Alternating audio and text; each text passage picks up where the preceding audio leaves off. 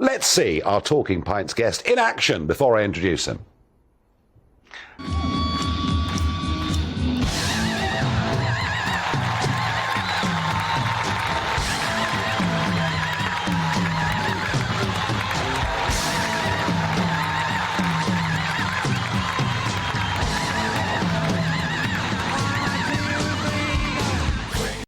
Where I closed it.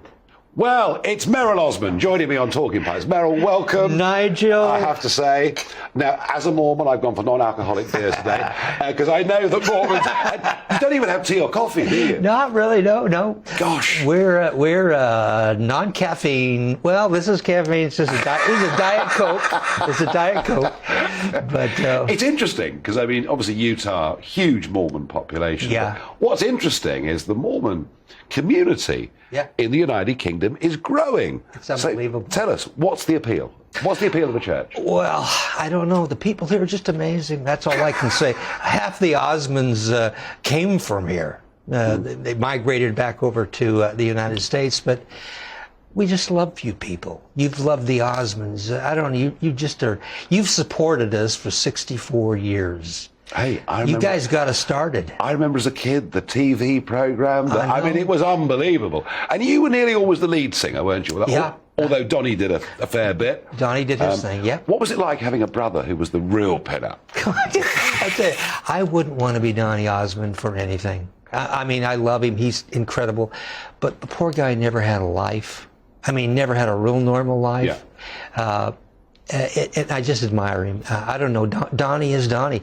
He came to this world a star, and he's going to end up becoming a superstar. Well, you're not doing too bad, are you? Because, I mean, you know, they were waiting for you in the street outside the studio. We've got the most loyal fans. I don't know how they found out I was here, but they're unbelievably wonderful people.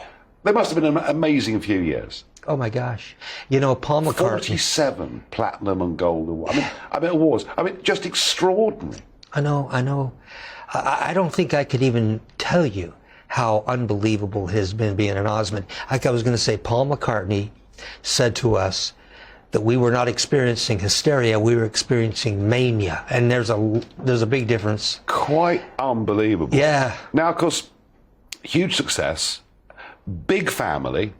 Really big family, lots and lots of children. Yeah.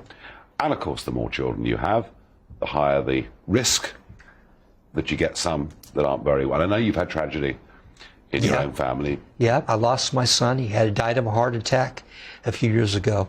Broke our hearts. Hard, very, very hard. Marie lost her son. Yes. But you know, we truly have this belief system, but we're going to see him again. And that gets us through it, you know.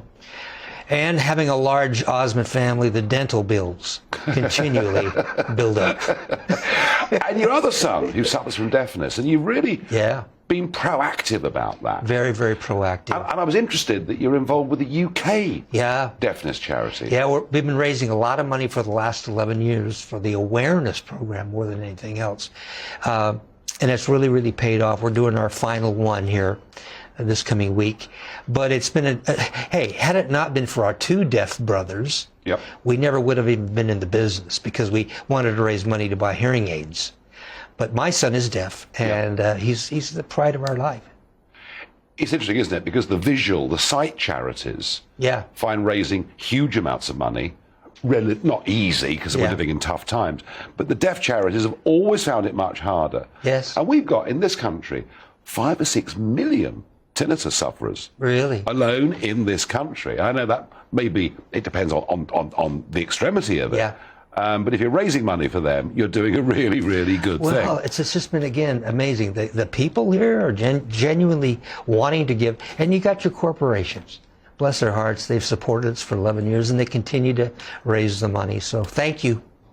Now, your involvement with the UK is interesting, because you're here on tour. Yeah. You're out there doing your stuff. Yeah. Mostly country music. No. No, bit of everything. Rock and roll heaven. Right, rock and roll.